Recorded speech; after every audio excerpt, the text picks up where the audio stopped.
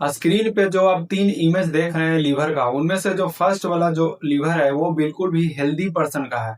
Second जो liver है वो एक शराबी पर्सन की है। और थर्ड जो लीवर का आप इमेज देख रहे हैं जो कि सबसे ज्यादा डैमेज है, वह एक ऐसे इंसान का है जिसने कभी आज तक शराब पिया तक नहीं है। और यहीं से स्टार्ट होता है झूठ, कि हम लोगों को लगता है कि जो इंसान जब तक शराब नहीं पिएगा तब तक उसका लीवर जो है डैमेज नहीं होगा। लेकिन पर यह सच नहीं है।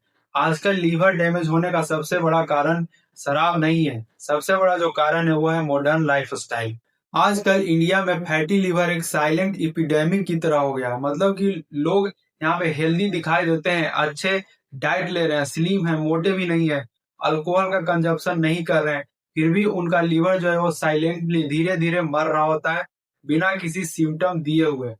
और प्रॉब्लम वाली बात यह है कि जब तक सिम्टम उनको पता चलता है, उनका शरीर सिम्टम देना चालू करता है, तो ये डिजीज काफी हद तक जो है वो बहुत बड़ा हो चुका होता है। मतलब कि फोर्थ ग्रेड, थर्ड ग्रेड तक जो है फैटी लीवर की समस्या हो रखी होती है। तो लीवर एक ऐसा ऑर्गन है जो कि चुपचाप काम करते रहता है। कभी वो शोर नहीं करता है, ना ही पेन करता है, ना ही किसी तरह का जो है वो सिग्नल आपको देगा। चुपचाप वो काम करते रहता है जब तक कि वो खराब ना हो। इसलिए जब लीवर जो है वो स्लो काम करता है तो हमारी पूरी बॉडी जो है वो स्लो काम करने लगती है। जैसे कि हमारा स्किन का टेक्सचर बदलने लगता है, हमारा स्किन डल होने लगता है, हेयर वीक होने लगती है, डाइजेशन प्रॉपर तरीके से नहीं होता है, फैट जो हमारे बॉडी में बन रहा है एक्सेस, वो बर्न नहीं हो पाता है, या फिर ब्रेन से रिलेटेड प्रॉब्लम होने लगती है, या फिर फॉग, या फिर हेलोसिनेशन, ये सब की समस्या होने लगती है। ठीक है।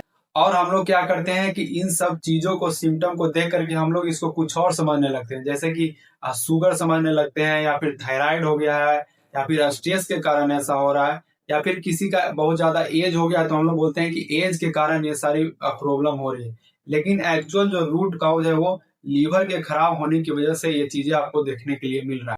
आजकल इंडिया में लीवर डैमेज होने का सबसे बड़ा रीजन है लाइफस्टाइल। जैसे कि आपका एयर में पॉल्यूशन होना, खाना में बहुत ज्यादा खाद का मिलावट होना, पेस्टिसाइड होना, या फिर कॉन्टामिनेटेड फूड का सेवन करना, कॉन्टामिनेटेड वाटर का सेवन करना, ठीक है, या एक्सेस मात्रा में हम लोग कार्बोहाइड्रेट का सेवन करने लगते हैं, वो भी रिफाइंड कार्बोहाइड्रेट, जो कि पैक्ड फूड या फिर एक्सेस तेल में भुना हुआ चीज होता है।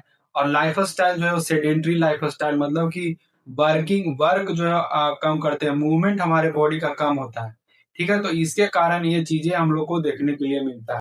और सबसे ज्यादा डेंजरस ये है कि हमारे बॉडी में इंसुलिन का बार बार जो है स्पाइक होना, क्योंकि हम लोग बार बार खाना, बार बार हम लोग कार्बोहाइड्रेट का सेवन करते हैं, जिसके कारण क्या होता है कि कार्बोहाइड्रेट और इंसुलिन का मैकेनिज्म आप लोग यहाँ पे समझिए कि जब हम लोग एक्सेस मात्रा में कार्बोहाइड्रेट खाते हैं तो वो सेल में जाने की बजाय जो है वो लीवर और मसल में जाकर के स्टोर होता है।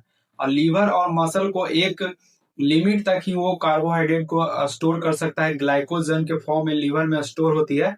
तो अगर वो भी फुल हो गया है तो उसमें भी जगह नहीं है, तो हमारे बॉडी में इकट्ठा होने लगता है। तो इसी के कारण क्या होता है कि जब लोग एक्सेस मात्रा में कार्बोहाइड्रेट खाते हैं तो आपका लीवर जो है फैटी हो जाता है। अब फैटी लीवर ही मतलब आप लोग समझिए कि लीवर के अंदर जो है फैट जम गया है। तो मतलब कि जो लोग अल्कोहल का नहीं भी सेवन कर रहे हैं उनका भी लीवर जो है खराब हो रखा है, फैटी लीवर हो रखा है, क्योंकि एक्सेस मात्रा में कार्बोहाइड्रेट आप लोग जो है वो सेवन कर रहे हैं। इसीलिए जो लोग आजकल इसीलिए आजकल जो लोग पतले दिखते हैं या फिर जिम फिट इंसान भी हैं, उनमें भी लीवर का रिस्क जो है बढ़ रहा है, क्योंकि रिफाइंड कार्ब, एक्सेस मात्रा में कार्बोहाइड्रेट का सेवन करने की वजह से ये चीजें हो। और ये फैटी लिवर की जो समस्या है वो एक दिन की समस्या नहीं है, ये बहुत लंबे समय से इस तरह का लाइफस्टाइल फॉलो करने की वजह से ये चीजें होती है। और हम लोग को पता कब चलता है, जब हम लोग रिपोर्ट में आता है फैटी लिवर, तब हम लोग इसके ऊपर जो है एक्शन लेते हैं। अब सवाल यह है कि लीवर को हील कैसे किया जाए। तो यहाँ पे मैं आपको एक इम्पोर्टेंट बात बताना चाहूंगा कि लीवर डिटॉक्स का मतलब ये नहीं होता है कि आपने जो है एक गिलास किसी चीज का जूस पिया और आपका जो है लीवर डिटॉक्स हो गया। जो सच है, जो रियलिटी है, वो लोग सुनना पसंद नहीं करते। उनको तुरंत चाहिए रिजल्ट। आपने लीवर खराब करने में 15 साल 10 साल लगा दिया और आप चाहते हैं कि एक गिलास जूस पिए और तुरंत ठीक हो जाए। ऐसा बिल्कुल भी नहीं हो सकता है। इसीलिए आप लोग ध्यान से सुनिए, आपको क्या करना चाहिए, क्या नहीं करना चाहिए, किस तरह का खाना चाहिए, उसके बाद आपका प्रॉपर जो है हील हो पाएगा। लीवर को डिटॉक्स करने के लिए बॉडी में जो फैट है उसको कम करना पड़ेगा, इन्फ्लामेशन आपके बॉडी में उसको भी कम करना पड़ेगा, जो इंसुलिन बार बार स्पाइक हो रहा है उसको हम लोग रीसेट करेंगे। ऑटोफैगी जो हमारे बॉडी में है उसको एक्टिवेट करना बहुत ही जरूरी है। ऑटोफैगी बॉडी का एक ऐसा क्लींजिंग मैकेनिज्म है जिसमें सेल अपना कचरा अपने अंदर का खुद निकालता है। उसके सेल जो भी डेड सेल है या फिर टॉक्सिक उसके अंदर है उसको यह खुद रिपेयर करती है। ऑटोफैगी कब स्टार्ट होता है? ऑटोफैगी तब स्टार्ट होता है जब आपके बॉडी को कंट्रोल स्ट्रेस मिलते रहता है लगातार, मतलब कि जैसे फास्टिंग से, एक्सरसाइज करने से, या फिर जो है वो low insulin low carb diet intake करने से आपका बॉडी ऑटोफैगी में चल जाती है। जब हम लोग 15 से 18 घंटा की फास्टिंग करते हैं तो हमारी बॉडी जो लीवर में जमा फैट है ग्लाइकोजन के फॉर्म में उसको ये बर्न आउट करती है, वहां से एनर्जी लेना चालू करता है हमारा बॉडी। तो लीवर अपने आप जो है नॉर्मल कंडीशन में आने लगती है। या फिर हमारे एब्डोमेन एरिया में एक्सेस मात्रा में फैट जमा हुआ है या कहीं पर भी बॉडी में फैट है वहां से एनर्जी लेना शुरू करती है, क्योंकि हम लोग बाहर से एनर्जी कम दे रहे हैं, कार्बोहाइड्रेट कम इंटेक कर रहे हैं। इसीलिए बोला जाता है कि इस तरह के डिजीज में, लीवर डिजीज या फिर डायबिटिक रिलेटेड डिजीज है, तो आप लोग को जो है वो मील कम से कम जो है वो 2 टाइम ही लेना चाहिए। मतलब कि आपको जितना कैलोरी की रिक्वायरमेंट है उसको 2 भाग में डिवाइड करके सुबह या शाम आप लोग लीजिए। मतलब कि आपको फास्टिंग खाना का जो ड्यूरेशन है वो बहुत लंबा रखना है, कम से कम 15-12 घंटा इतना तक आप लोग जरूर रखिए।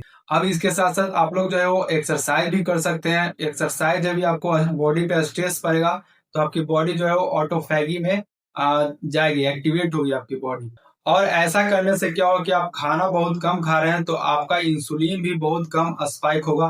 तो इंसुलिन भी एक अपने नॉर्मल लेवल पर ही रहेगा, आपको इंसुलिन बहुत ज्यादा रिलीज नहीं होगी बॉडी में। तो इंसुलिन रेजिस्टेंस का जो प्रॉब्लम होने वाला था फ्यूचर में वो भी आपके बॉडी में नहीं होगा।